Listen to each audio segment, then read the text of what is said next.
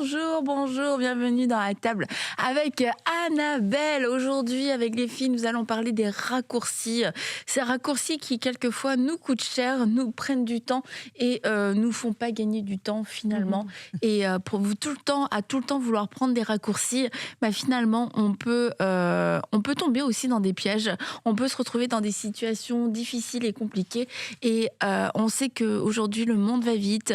On n'aime pas prendre notre temps. On a l'impression que si on peut couper quelque part et qu'on peut tout accélérer, que ce sera la meilleure chose à faire. Mais non, ça marche pas. Tu as déjà pris, Aurélie, un vrai raccourci sur la route qui t'a coûté? Sur la route, dans mes souvenirs comme ça, non. Parce que je suis mon GPS. Moi, sinon, je me perds. Bravo. Donc, je ne vais pas prendre des initiatives personnelles. J'ai aucune initiative. Sur la route.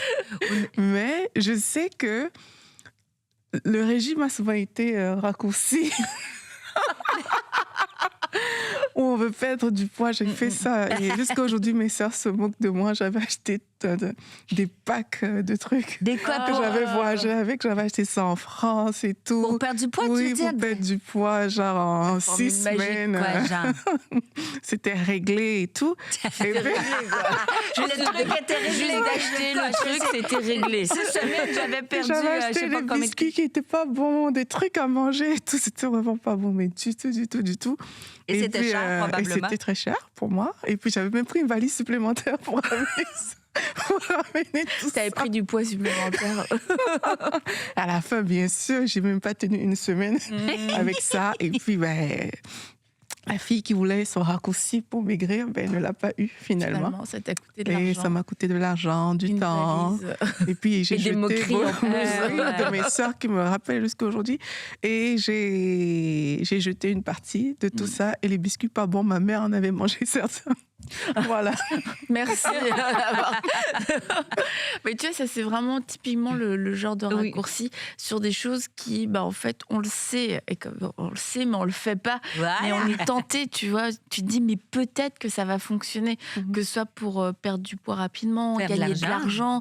Tu te dis, mais peut-être que tu vois, ça va être le filon qui fonctionne. Mais quand on est dans notre bon sens, on sait que et que Dieu a créé toute chose comme ça, c'est souvent un processus en fait, et que toutes les choses qui vont trop vite, à part un miracle instantané, mais dans la nature des choses, en fait, c'est que ça prend du temps. Ça prend du temps, et aujourd'hui, on veut vraiment tout couper.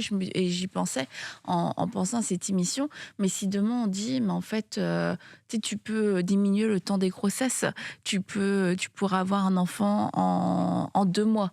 Tu vois, mais oui, mais ça... Il va être très petit, en tout cas. Mais si on disait, j'ai pas dit, j'ai aucune base scientifique pour le dire, Stéphanie. Mais tu vois, si on avait cette possibilité-là, alors qu'on sait que le meilleur pour une grossesse, c'est 9 mois, ça a toujours été comme ça depuis la nuit des temps, c'est sûr qu'il y a des personnes qui seraient intéressées de se dire, oui, comme ça va aller plus vite, j'aime pas la grossesse, comme ça, j'aurais pas besoin, ça tombera mieux dans mon timing, dans mon calendrier. Et c'est tout le temps vouloir en fait couper tout au détriment de la qualité du résultat final, et puis sur le long terme en fait. Et pourquoi est-ce qu'on veut? Parce que c'est une satisfaction personnelle. Oui, pourquoi on veut? C'est une satisfaction personnelle, puis ça limite les efforts. Oui. Tu vois, c'est la même chose. Tu parles de la perte de poids, c'est tellement qui n'a pas essayé la soupe aux choux pendant 2 semaines, tu vois, pour être sûr. Et l'exercice, tu vois, c'est la même chose. On voudrait tout de suite être en forme, faire prendre la masse musculaire, mais on sait très bien que c'est un processus, tu augmentes un petit peu à la fois. Et ces petits efforts constants qu'on répète avec la persévérance, mais je pense que c'est ça que tout le monde veut éviter avec le fameux raccourci, toi. Mais c'est vrai que les raccourcis, ils coûtent cher. Moi, dans mon doctorat, j'avais comme presque terminé mon doctorat, et il avait une expérience, je vais y arriver, il y avait une expérience que je devais répéter 3 fois pour pouvoir avoir le brevet puis publier un article scientifique. Et en fait, ça a fonctionné une première fois, mais statistiquement, il fallait répéter. Et j'arrivais pas, donc j'ai tout fait pour prendre des raccourcis, pour essayer. Et finalement, j'ai fait la méthode longue, mais c'est parce que c'était une vraie découverte, tu vois. C'est pour ça que personne ne l'avait découvert, c'est que ça prenait la méthode. Et des fois, le long, c'est plus payant que le court terme, mais on aime mieux le plus rapide. Tu vois. C'est ça. Et tu parlais des enfants tout à l'heure. En fait, un enfant qui naît avant son terme, on va l'appeler un enfant prématuré. Et il est prématuré parce qu'il n'a pas laissé, le processus de développement n'est pas encore arrivé à terme au point où l'enfant, on va dire, c'est plus sécure qu'il sorte maintenant. Et quelquefois, on ne réalise pas justement que lorsqu'on prend un raccourci, on est en train d'emprunter un chemin prématuré. Tu vois, ce qui va ressortir de là, ce ne sera pas quelque chose d'abouti et il n'y aura pas les résultats de l'aboutissement. Donc, tu ne peux pas espérer le résultat de l'aboutissement avec quelque chose qui est prématuré. Et parfois, il faut accepter qu'il y a un processus, en fait, dans la vie. Tu vois, moi, j'aime beaucoup quand on dit dans la Bible que Jésus grandissait en stature, en sagesse devant Dieu et devant les hommes. Ça veut dire qu'il y a des personnes sur la terre qui pouvaient attester que « Ah, mais Jésus a grandi, tu vois, sa sagesse a augmenté. » Il y a des gens qui pouvaient apprécier ces choses-là. Et parfois, on va vouloir se précipiter dans différentes choses. On peut vouloir se précipiter même dans le ministère en disant, ben, moi, j'ai telle révélation, j'ai ceci, j'ai cela, mais t'as pas encore la maturité. Tu vois, t'as pas encore même le caractère. Il y a des choses que tu n'as pas, mais tu veux juste te précipiter peut-être parce que t'as reçu deux, trois révélations, t'as eu des visions un peu pertinentes, et puis là, tu te dis, ah, mais moi, je suis déjà... Et puis tu commences à te comparer, mais dans ton processus, c'est encore peut-être prématuré. Et il faut laisser ce temps vraiment de travail, ce temps de croissance, parce que c'est seulement lorsque ta croissance est arrivée à son terme que là, tu deviens crédible, en fait. Là, on voit qu'en termes de stature, c'est OK. Tu vois, en termes de sagesse, c'est OK. Et là, tu deviens écoutable. Tu vois, là, on sera plus en train de dire, est-ce que c'est vrai, la vision? Est-ce que c'est faux, la révélation? Est-ce qu'il n'y aura pas 1 million de questionnements? Parce que dans tout ce que tu as manifesté, bon, on va voir que, mais en fait, il y a une croissance qui est là, il y a une stature qui est là. Donc, je pense qu'on doit faire attention aussi à ce niveau. C'est vrai que, tu vois, en tant qu'auditoire, on s'essouffle avec quelquefois ce genre de personnes. Et ce n'est pas que des personnes publiques, hein, ça peut être des personnes de notre entourage. Ton ami qui arrive, qui a tout le temps la super idée, et puis qui a trouvé le nouveau sport, la nouvelle voiture, la nouvelle façon de tout, et puis qui peut être très convaincant, mais de voir en fait que cette personne aussi ne l'applique pas dans sa propre vie et que ça ne porte pas de fruits, bah, finalement, comme tu dis, ça perd de sa crédibilité.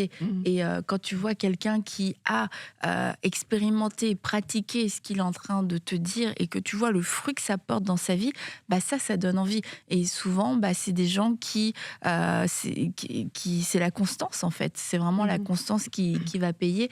Et de voir quelqu'un qui va, comme toi, Stéphanie, quelqu'un qui va s'entraîner régulièrement depuis des années, bah ça, c'est plus inspirant que quelqu'un et que tu vas, on voit tes luttes quelquefois, et tu y vas pourtant.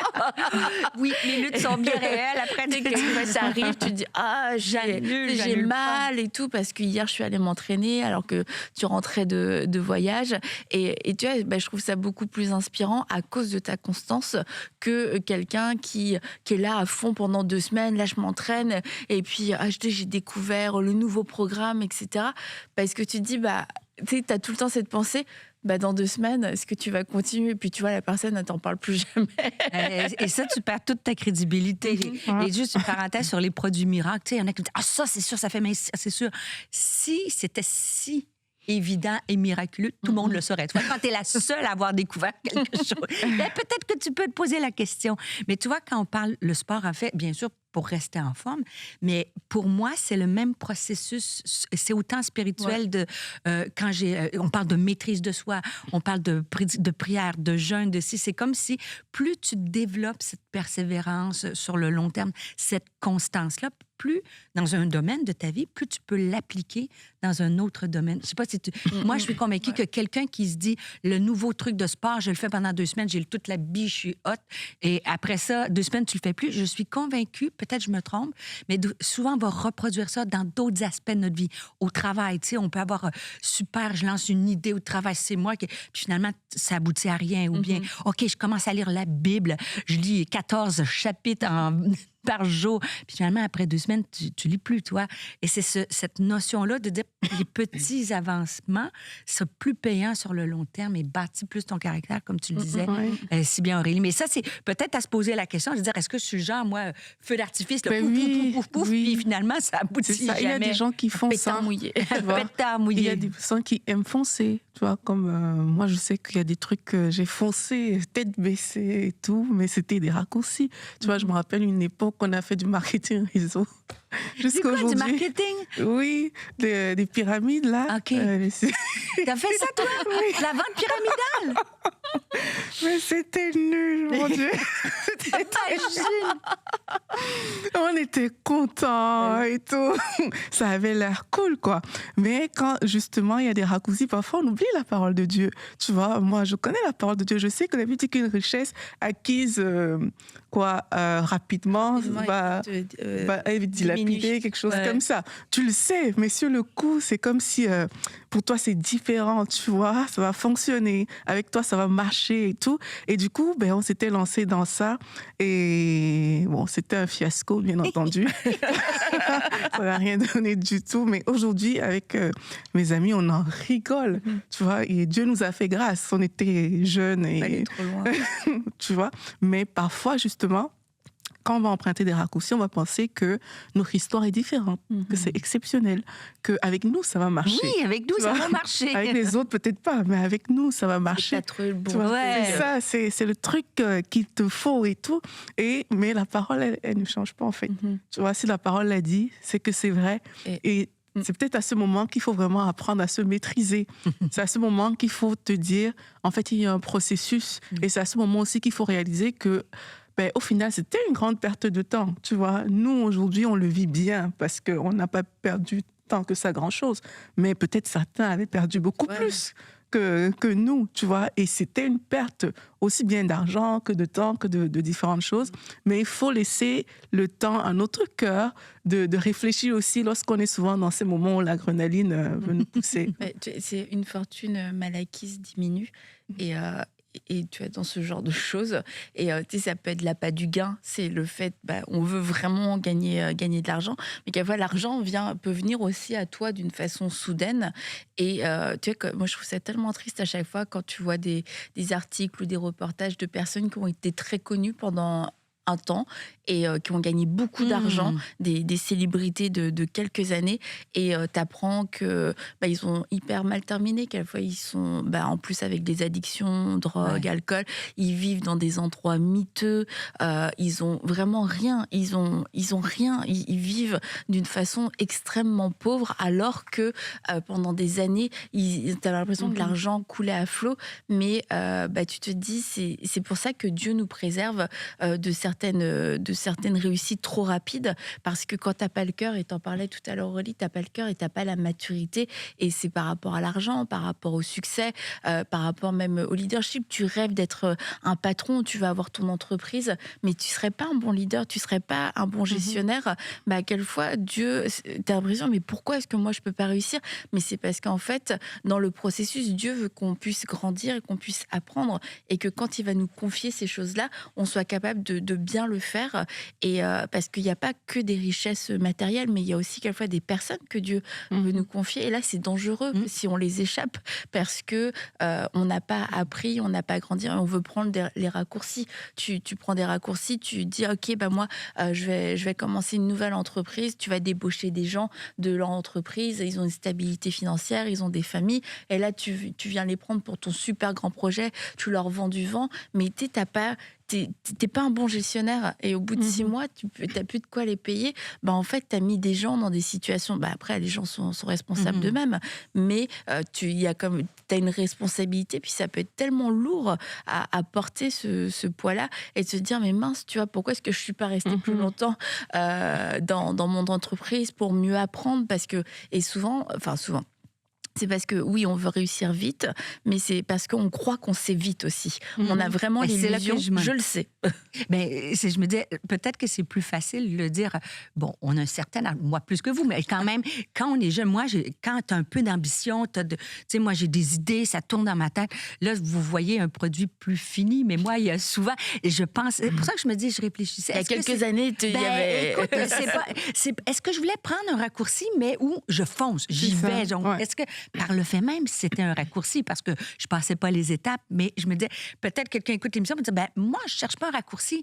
C'est peut-être pas clairement ou intentionnellement. Mais tu veux que ça aille vite. Mais tu veux que ça aille vite. Tu sais, comme moi, j'avais eu cet appel-là à l'âge de 15 ans, ben, j'ai mis presque 20 ans avant de rentrer dans le ministère. Ben, moi, à 16 ans, j'étais prête à être pasteur d'une église. Je savais, non, mais j'exagère à peine, mais j'avais ce désir-là. J'étais impliquée partout.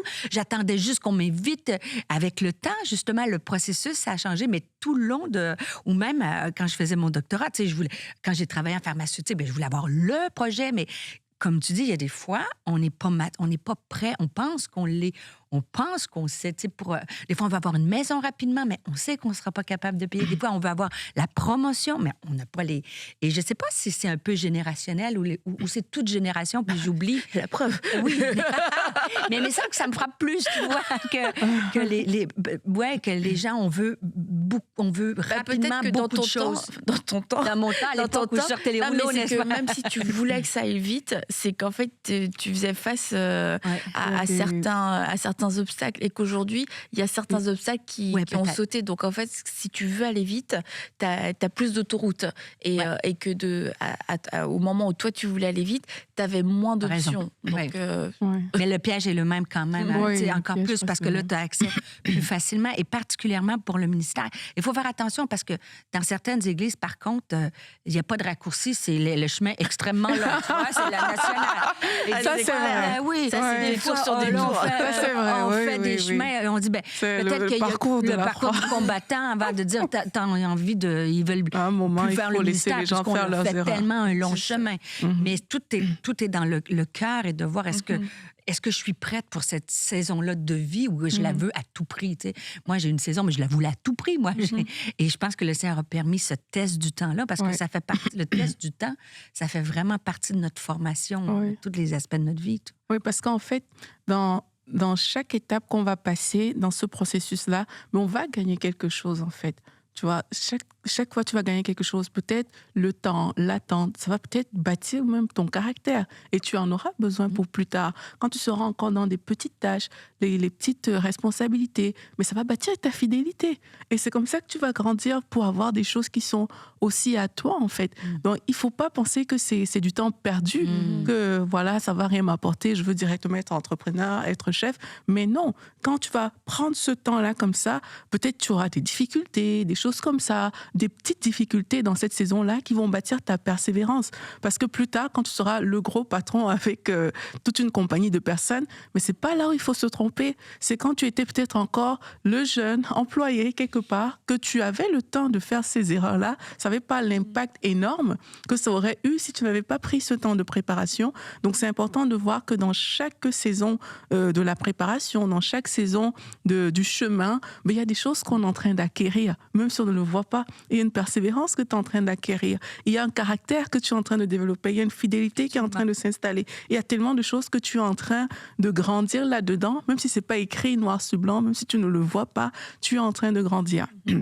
Maintenant, un domaine dans lequel je pense que parfois on va aussi prendre les raccourcis, c'est le domaine des relations. Oui. Ça, je l'ai remarqué. Des relations ou même des fréquentations. Et des fréquentations. Voilà. Ça, on va en parler du mariage, mais vas-y, les relations. Parfois, on peut s'ouvrir très vite, par exemple. À peine tu viens de connaître quelqu'un, le lendemain, vous êtes déjà en train de parler du mariage. Tu es déjà en train d'ouvrir ton cœur sur des choses très personnelles, très profondes et tout, mais là, tu as pris un raccourci. Tu vois, il aurait fallu que tu laisses du temps, tu apprennes à connaître, tu vois qu'une confiance minimum se bâtisse et s'établisse pour que tu puisses t'ouvrir d'une certaine manière. Et parfois, on va voir des personnes qui s'ouvrent trop vite. Et après, ça ne donne pas forcément comme tu aurais voulu que ça fonctionne. Ouais. Mais là, c'est comme si on t'avait volé quelque chose. C'est comme si tu avais perdu quelque chose. Alors que tu aurais pu le vivre. C'est ça. Marcher, mais à un autre moment, en fait. Et quelquefois, on est dans les relations, c'est pas que amoureux, ça peut être amical, professionnel. C'est comme, t'as l'impression que tu vas manquer le momentum. Et que parce que tu sens qu'il y a quelque chose, il y a peut-être une opportunité à saisir, mais on est en train, souvent, on va griller les étapes. Et puis finalement, une fois que cette carte, elle est consommée, c'est comme... Pour tourner en mince, finalement il n'y avait pas la fondation et tu vois, moi je m'emballe pas trop vite dans les relations en général, mais les peu de fois où ça m'est arrivé parce que tu sais, je sais pas, j'ai trouvé que le courant passait bien et tout, tu sais, c'est comme tu veux faire des choses ensemble, tu veux travailler ensemble, tu veux faire un projet ensemble, puis tu sais, il y a eu comme une petite accélération. Franchement, je l'ai quasiment toujours regretté. Non, mais franchement, je l'ai quasiment toujours regretté, et en plus je me dis, je suis même pas comme ça, mais tu vois, même en étant pas comme ça naturellement, il y a des moments, tu peux t'emballer, et puis des personnes avec qui ça m'est arrivé, je me suis rendu compte que elles sont comme ça, et que je me suis laissée emporter. Et tu vois, que quelquefois je me suis laissée emporter aussi, pensant qu'on vivait peut-être un moment spécial. mais c'est pas du tout amoureux, parce que mon moment spécial, je ne l'ai vécu qu'avec Jérémy, mon mari, depuis plus de 20 ans. On s'en doute bien.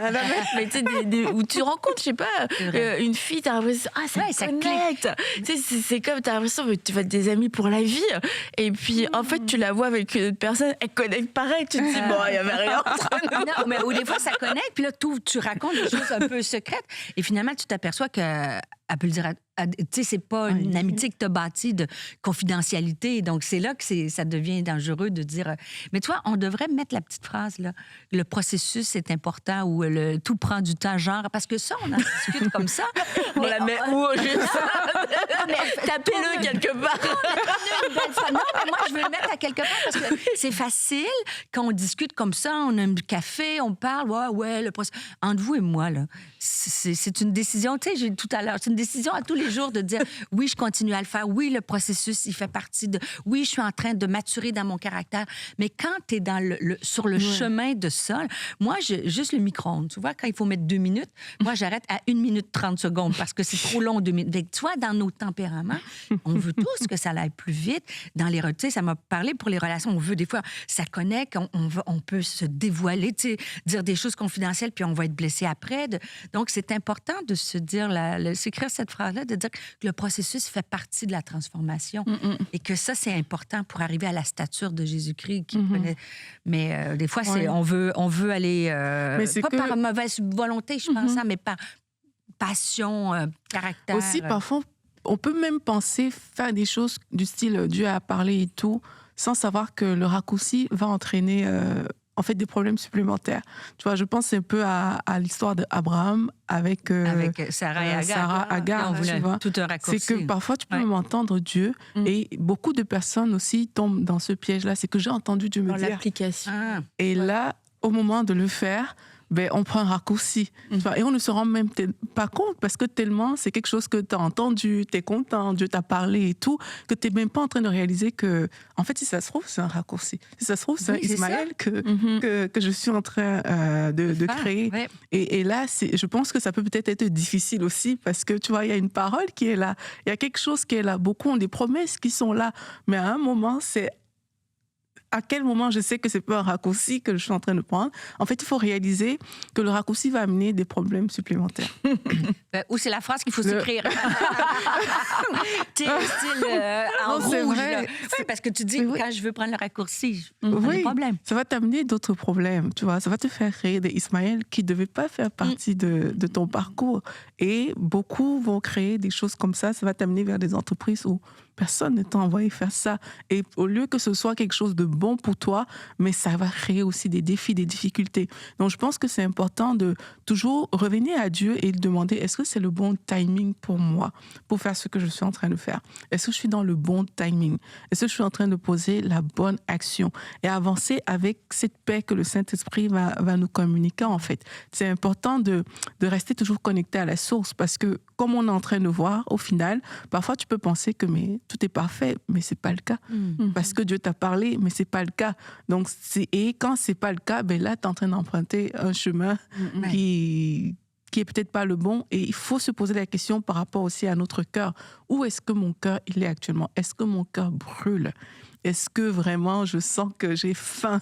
Tu vois, comme j'aime dire, on ne négocie pas quand on a faim. Tu vois, c'est parce que tout ce que la Bible le dit, hein, quelqu'un qui a faim, il trouve tout ce qui est bon, tout est bon dans sa bouche en fait, dès que tu vas lui présenter quelque chose.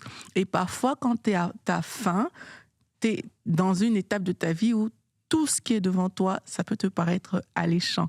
Si tu veux absolument grandir dans tes finances, toute proposition qu'on va présenter dans tes yeux, ça peut te paraître très, très bon. Et il faut savoir reconnaître ces états-là et se dire, si ça se trouve, je suis en situation vulnérable et je suis dans une situation où je peux facilement prendre un raccourci et faire le pas en arrière et réfléchir. Et qu'en effet, tu dis le timing, les Anglais disent timing is everything.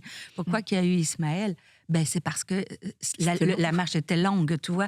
Et quand on attend, c'est là qu'on a le goût de prendre un raccourci, que ce soit pour rencontrer l'homme de ton mari, parce que ça fait des années que tu es célibataire, ben là, c'est exactement ça, de savoir dans quelle saison, est-ce que je suis dans une saison d'attente et de ne pas prendre ce raccourci-là, parce qu'on est presque, des fois, on est presque arrivé à ce que Dieu veut et en voulant prendre, tu sais, c'est un peu comme le jeu de les serpents et échelles. Des fois, tu veux prendre l'échelle pour monter, puis finalement, tu tombes sur le serpent qui te...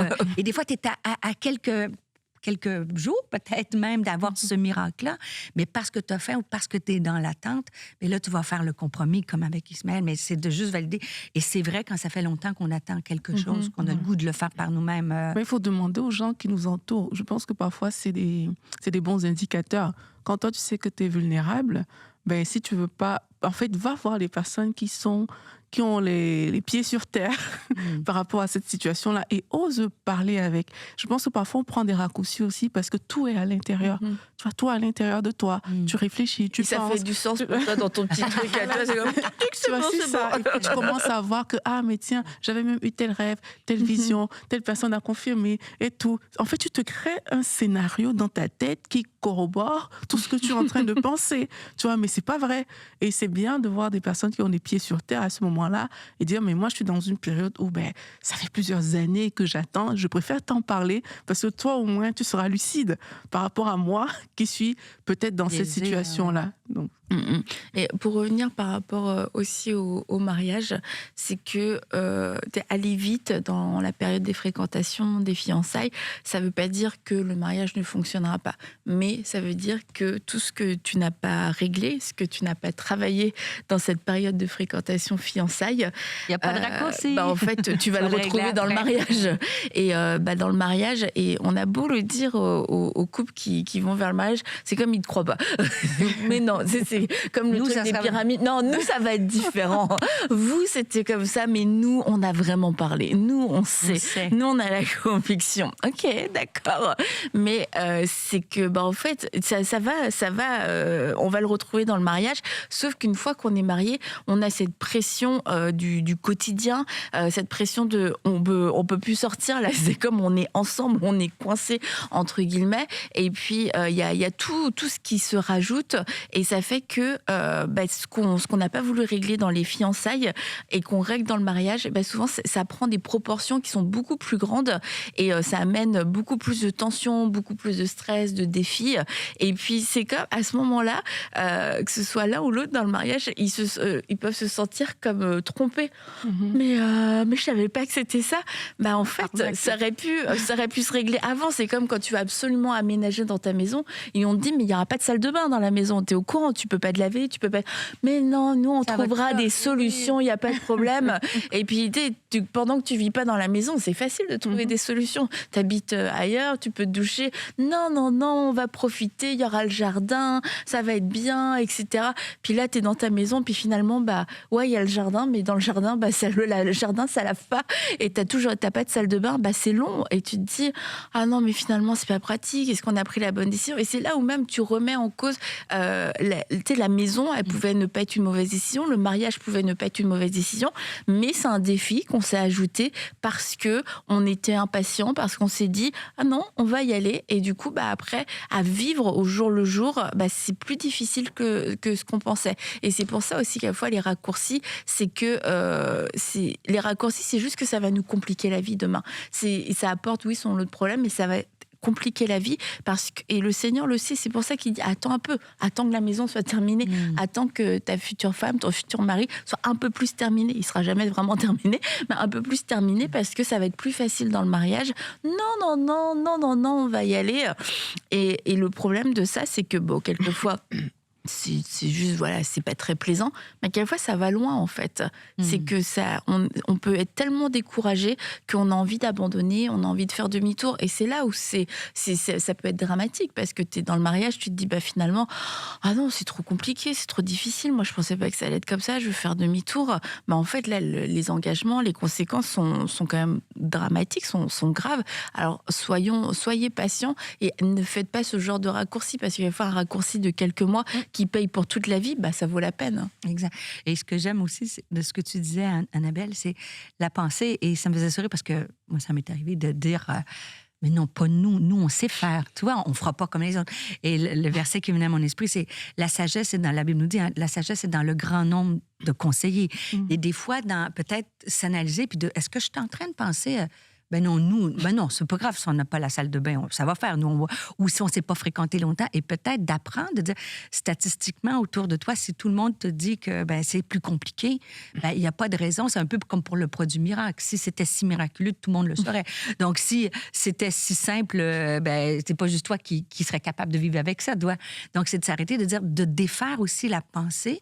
Tu sais, je ne sais pas si dans ce temps-là, on pense qu'on fait un raccourci, mais on pense qu'on peut surmonter, qu'on est un peu pas meilleur, mais qu'avec nous, ça va aller, on a le Seigneur, tout est possible. Et je pense que c'est une bonne idée de s'analyser, de dire, est-ce que je vois qu'il peut y avoir des défis, mais est-ce que je me dis que moi, je vais m'en sortir? Et ça, c'est Samson qui a fait ça aussi, tu vois, dans la Bible, de dire, je vais toujours m'en sortir, moi, c'est différent. Mais il vient arriver où, non, on a les conséquences des raccourcis qu'on a. Je ne sais pas si, comme vous avez déjà regardé les émissions de téléachat. C'était à une époque, quand j'étais enfant. Mais je regarde pas ça, mais même encore maintenant, si je vois une émission de téléachat, c'est le genre de truc, moi, ça me captive. Que les gens achètent. Faudrait vraiment pas que je regarde ça. Parce que tu achèterais? Mais j'aurais envie, oui. Mais tu vois des brosses, tu nettoies ta douche, t'as rien à faire, t'es là. Je suis trop cartésienne parce que ça m'a... Je suis sûre que ça fonctionne pas. Un produit, tu le mets, ça dissout toute la saleté. Moi, je suis Thomas. Mais tous les trucs là, comme ça, de ménage, de cuisine, l'appareil qui te fait tout, la mousse au chocolat, la viande hachée. Ça s'appelle le Thermomix, mais ça fonctionne bien. Et le moussaka. Non, mais sans électricité, sans rien, t'as juste à mettre ton truc. C'est comme, je sais pas, ça me fascine. Et même, je me souviens, quand j'étais plus jeune, que je tombais dessus parce que j'avais pas le choix, ou parce que, je sais pas qui, j'étais peut-être avec une dame âgée qui regardait ça. Non, je choisissais pas de regarder Aurélie. Mais tu sais, il y avait ce côté fascinant de waouh, c'est c'est magique, le chiffon magique, le produit magique et tout. Et quelquefois, en fait, je me dis, il y a une part de toi qui a envie d'y croire. Et c'est une forme d'innocence. Et tu vois, je regardais ça quand j'étais enfant, mais aujourd'hui, si je regarde le téléachat encore, je pense que là, ce sera plus une question de ménagère, la ménagère en moi. Mais tu vois, quelquefois, je pense que tu as envie de croire à des choses. Ça te fait plaisir de croire à des choses. Ouais. Et parce que ça rassure, parce que tu te dis, ce serait tellement beau si ça marchait. Mais si t'es honnête avec toi-même, tu sais que ça marche pas, mais il y a quelque chose en toi qui a envie d'y croire. Mais ça, c'est de la maturité, en fait. C'est de renoncer aussi un petit peu à ces illusions enfantines, parce que ces illusions enfantines, elles peuvent nous coûter cher, et de vivre tout le temps dans un conte de fées, dans un monde irréel, de bisounours, de licornes, etc., où tous les produits ménagers fonctionnent. Non, mais je veux dire, tout demande un certain effort, avec la grâce de Dieu, bien entendu, mais tout demande, dans le processus, il y a toujours un effort. Et il y a des choses, faut frotter. Je veux dire, il y a des choses, faut frotter, faut faire du sport, faut s'entretenir, faut entretenir les relations, faut aimer, faut pardonner. Et ça, c'est pas de la magie, en fait. Et c'est un parcours sur le long terme. Voilà, c'est ça. C'est ce qu'on n'aime pas, mais c'est un parcours sur le long terme. Et j'aimerais aussi dire à certaines personnes que beaucoup de choses qu'on appelle parfois retard, c'est des protections, mais on ne se rend pas compte. Tout à fait. Parfois, tu vois ta vie, tu dis que mais moi, je suis en retard, ça va pas. Tu regardes à gauche, à droite, tu dis, mais eux, ils avancent et tout. Mais c'est des protections parfois, en fait, que le Seigneur met en place. Parce que peut-être toi, tu n'es juste pas encore prêt pour aller là, en fait. Et beaucoup de raccourcis qu'on prend par rapport à des domaines comme ça, c'est aussi parce qu'on regarde à gauche et à droite. Tu vois, on ne regarde pas. Regarde. C'est ça. Qu'est-ce que Dieu veut faire avec moi dans cette saison? On ne regarde pas à ça, on regarde à gauche, à droite. Et au lieu de réaliser que le Seigneur est en train de nous former et de nous protéger, on va plus dire, mais moi, je suis en retard. Parce que je regarde à gauche, à droite et je vois que les autres sont là-bas, moi, je suis ici. Je pense que c'est important aussi de redéfinir les choses, en fait, de redéfinir notre vie, parce que le raccourci vient souvent de la comparaison aussi. Il faut redéfinir tout ça et vraiment t'aligner avec Dieu. Seigneur, où est-ce que tu me veux là? Qu'est-ce que je dois poser comme action là? Et t'assurer que c'est cette action-là que tu poses. Ça va t'éviter de prendre beaucoup de raccourcis. Mais aussi, quand on parle de la fameuse courbe exponentielle, quand on est en retard, tout le monde veut la phase exponentielle. C'est très à la mode. Dieu va faire quelque chose d'exponentiel dans ta vie. Et en fait, cette courbe mathématique, issue d'une équation mathématique, elle commence par une phase plateau. Et toi, ce processus-là de plateau, et juste avant la courbe rapide, mais c'est dans l'équation. Donc, des fois, on a l'impression qu'on est en retard, et dans le plateau, c'est là, soit qu'on prend un raccourci ou qu'on veut arrêter. Et c'est là que quand je persévère, et là, je peux voir des choses. C'est la même chose. Des fois, prends la glace, prends un gros bloc de glace. On sait, au Québec, c'est assez facile. L'hiver, par exemple, on sait très bien qu'à moins 30, la neige, elle fond pas. À moins 20, mais pourtant, ça se réchauffe. Mais la neige, elle fond pas. À moins 10, tu as l'impression que c'est froid, mais il se passe moins 10 degrés Celsius. Ça fond toujours pas. Mais il se passe quand même un processus naturel. Et pourtant, rien à tes yeux apparaît. Et quand tu arrives à 0 degré, vous savez, en l'espace des fois de quelques heures, quand le soleil arrive, toute la neige peut fondre. Et c'est ce point de cassure-là dans nos vies où des fois, on a envie de prendre le raccourci.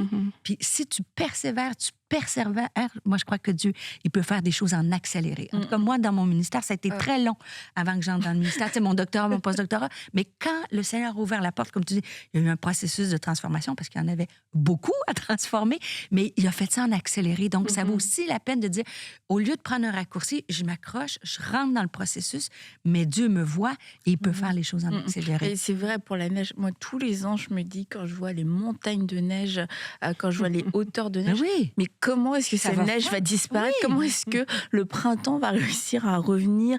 Et comment on va réussir à se débarrasser? Et pourtant, tous les ans, on y arrive. Le printemps arrive. Et il suffit que, il y ait quelques heures de soleil, quelques journées. Sitôt qu'on atteint 0 degré, c'est quelques journées. Et là, tout fond. Et puis, tu vois, au fur et à mesure, l'herbe revenir, etc. Et tu te dis, waouh, c'est possible. Mais quelquefois, pourtant, c'est dur. C'est de la glace. Et si toi, par tes propres forces, tu commences à essayer de casser ça, t'as pas fini de le faire. Mais quand c'est le temps de Dieu, il y a ce soleil qui se lève. Et puis, en quelques temps, beaucoup plus rapidement qu'on le pense, tout ce gel peut fondre, cette neige peut fondre. Et j'avais aussi cette pensée que certaines d'entre vous, vous aviez vous y étiez fixé des objectifs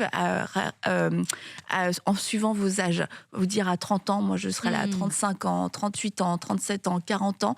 Et que ces âges-là arrivent et que vous êtes tenté en fait de poser des actions et de prendre des raccourcis pour rentrer dans vos plans, pour rentrer dans votre agenda à vous. À 35 ans, je m'étais dit que j'aurais un enfant et vous êtes pas marié, vous êtes célibataire, vous êtes en train de vous dire mais comment est-ce que je peux faire pour pouvoir avoir un enfant d'ici mes 35 ans? C'est un raccourci.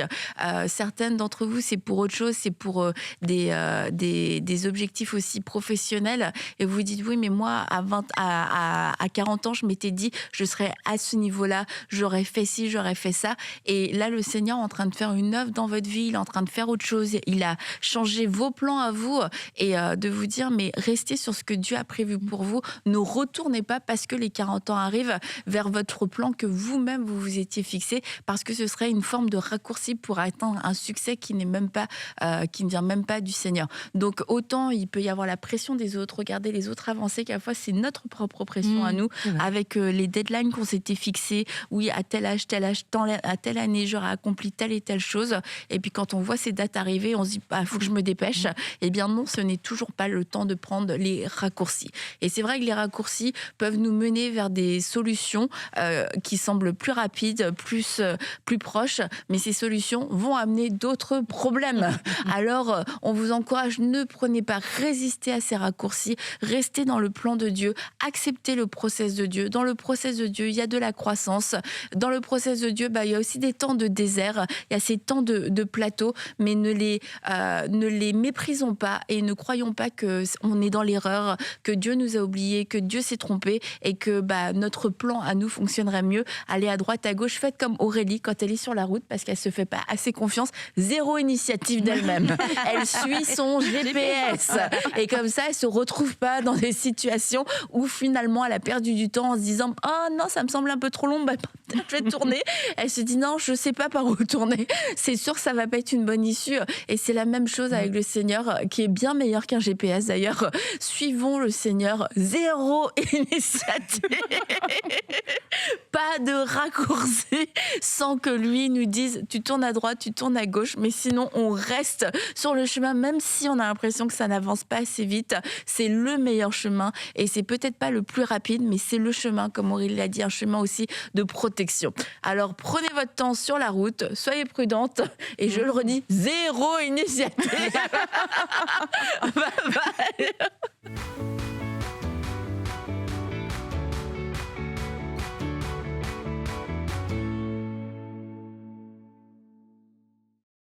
Bonjour à toutes, bonjour à tous.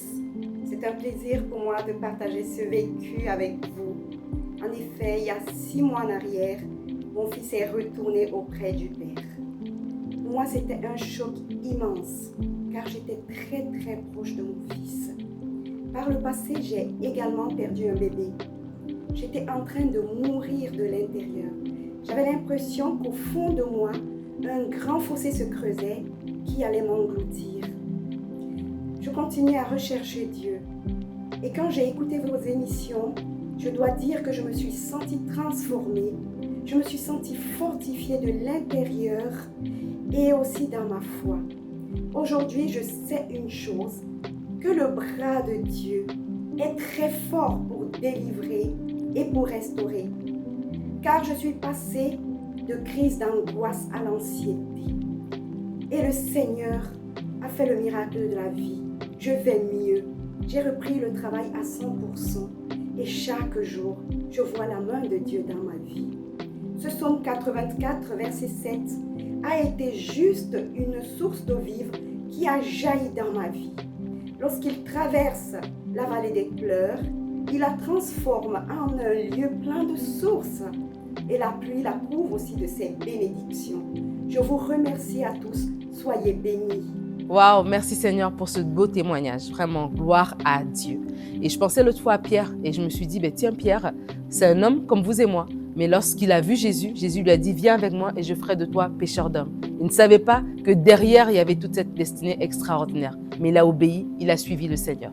Et je crois que c'est un peu la même chose lorsqu'on pense aux partenaires. Lorsque vous êtes partenaire, vous avez tout simplement obéi. Le Seigneur s'est présenté à la porte de votre cœur. Il vous a convaincu, il vous a dit, soutiens cette œuvre. Et vous avez obéi. Vous avez soutenu. Mois après mois, vous soutenez l'œuvre. Mais vous ne savez pas tout ce qui se passe derrière. Tout ce que votre soutien produit, en fait. Comment le Seigneur l'utilise pour toucher des vies. Et je crois que c'est peut-être dans l'éternité qu'on saura. C'est dans l'éternité que vous saurez réellement toute la portée de ce que votre soutien a pu produire. Et vraiment, je veux vous bénir. Je vous remercie. Merci pour votre obéissance. Merci pour votre partenariat avec nous. Merci parce que vous êtes avec nous.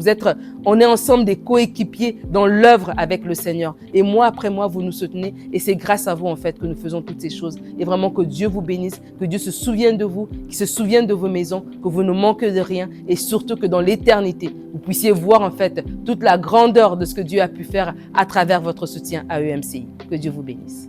Un grand merci à tous nos partenaires qui donnent pour voir des vies transformées partout dans la francophonie.